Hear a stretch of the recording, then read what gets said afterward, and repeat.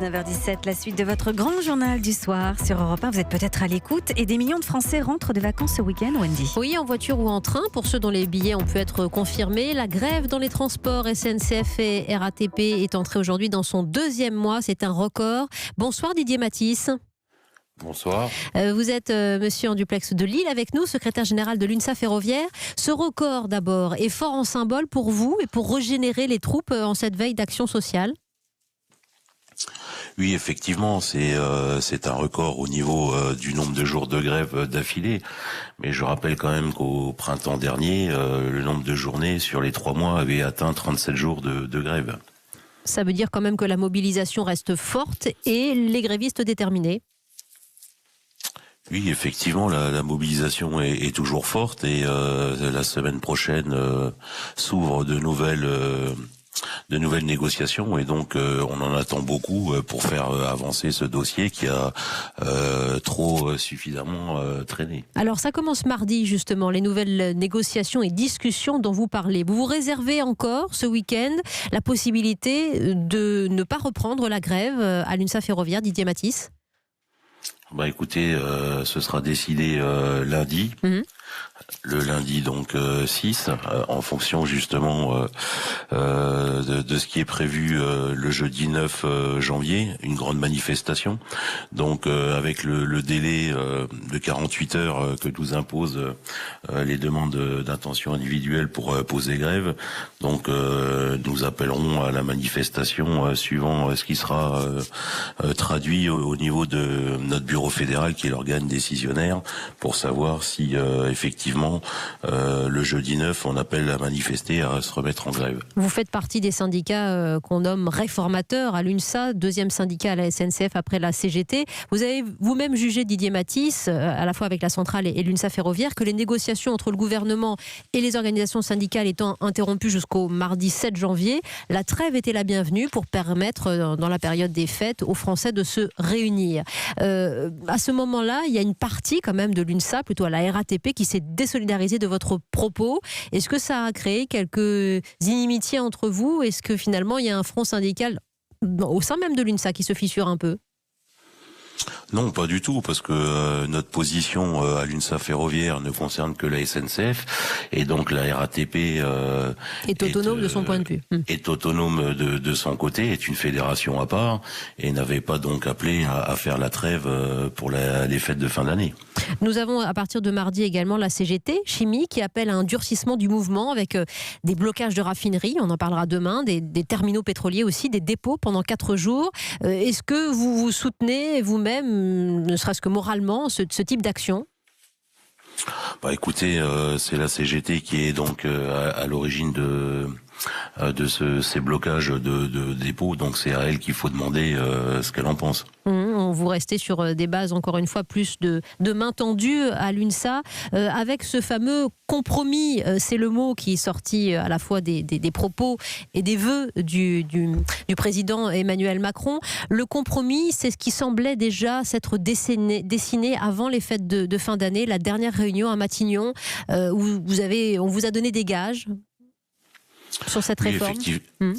Oui, effectivement, au niveau donc des cheminots, des gages ont été donnés, mais nos revendications du départ étaient que l'ensemble des cheminots à statut ne soient pas touchés par la réforme du système universel des retraites. Or, pour l'instant, une partie encore, même minoritaire, reste concernée donc par ce régime par points.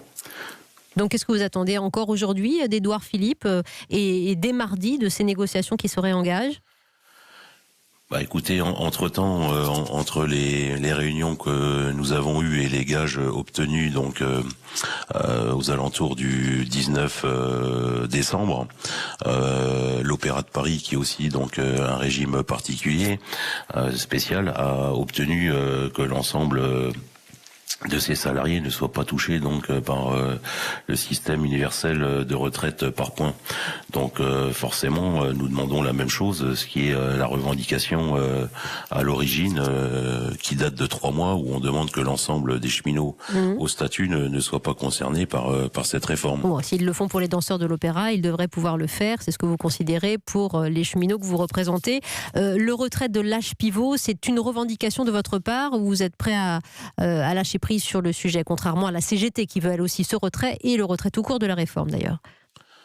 Oui, bien entendu, l'âge d'équilibre est une barrière qui a été franchie par le gouvernement, et le gouvernement a donc franchi le Rubicon sur cet âge d'équilibre, et nous sommes vent debout contre cet âge d'équilibre, à l'instar aussi des problèmes de pénibilité, où notamment des critères ont été retirés, et nous demandons que l'ensemble des 4 critères principaux soient remis en place pour que l'ensemble des salariés français puissent en bénéficier et permettre justement des aménagements de fin de carrière qui font partie aussi des négociations de la rentrée de la semaine prochaine. Voilà pourquoi il vous faut encore discuter. Didier Mathis, secrétaire général de l'UNSA Ferroviaire. En attendant que vous décidiez ensemble lundi au sein de l'UNSA si vous poursuivez la grève avec ce mouvement qui s'annonce jeudi, il y a des choses qui ont choqué certains Français sur le fond.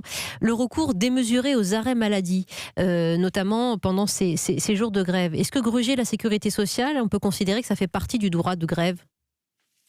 Bah écoutez, moi des remontées que j'ai eues, c'est surtout donc à la RATP que apparemment il y aurait une très forte augmentation des arrêts maladie, mais je n'ai pas les pièces sous les yeux pour l'affirmer ou l'infirmer. Pas chez vous, pas à la SNCF. À la SNCF, non, je n'ai pas eu de retour dans ce sens, mais quelle que soit la profession, je ne pense pas que le salarié aille voir son médecin avec un revolver pour lui demander un arrêt maladie. Donc ce sont les médecins qui signent donc ces arrêts maladie. Donc des arrêts de complaisance. Bah écoutez, il faudrait plutôt voir avec la profession des médecins, voir ce qu'ils en pensent par rapport à cette hausse qui apparemment a été dite avant les fêtes. Il y a des cagnottes importantes qui ont été soulevées par les syndicats. Je ne sais pas si vous en avez établi une aussi pour l'UNSA, Didier Mathis. Oui, effectivement, au niveau de l'UNSA Ferroviaire, nous avons également préparé une cagnotte, et on verra à la fin du conflit comment on va répartir cette cagnotte en fonction, bien entendu, du nombre de grévistes, et surtout sur la durée, combien de jours les cheminots auront été en grève. Oui, la CGT indique de son côté qu'après un mois de mobilisation, elle a recueilli 1,6 million d'euros pour soutenir les grévistes dans ces caisses de grève. Ça fait beaucoup. Que signifie pour vous cette générosité qui vous aide quand même à soutenir ce mouvement dans la longueur? Oui, bien sûr, c'est un indicateur très fort, comme quoi le mouvement est toujours suivi et populaire et soutenu par l'ensemble des Français. C'est surtout ça que ça met en avant. Et par notre mobilisation, nous avons su démontrer aux Français que, contrairement à l'affichage du gouvernement au début de cette grève, que on n'était pas là uniquement pour défendre les salariés à statut, mais pour l'ensemble des Français, et que cette réforme ne concerne pas que les salariés à statut, mais bien l'ensemble des Français qui seront soumis demain au régime de retraite par points. L'UNSA que vous représentez ce soir, UNSA Ferroviaire, avec une présentation de ce texte le 24 janvier en Conseil des ministres, et une rentrée qui promet d'être encore assez bouleversée. Vous déciderez donc lundi si vous continuez le mouvement, sinon vous regarderez vos camarades dans les rues jeudi 9 et samedi 11 janvier. C'est bien ça, Didier Mathis? Oui, bien sûr, mais on aura la réponse lundi en fin de journée pour savoir si on s'inscrit à nouveau dans la grève et dans la manifestation du 9. Et il saura à quoi s'en tenir.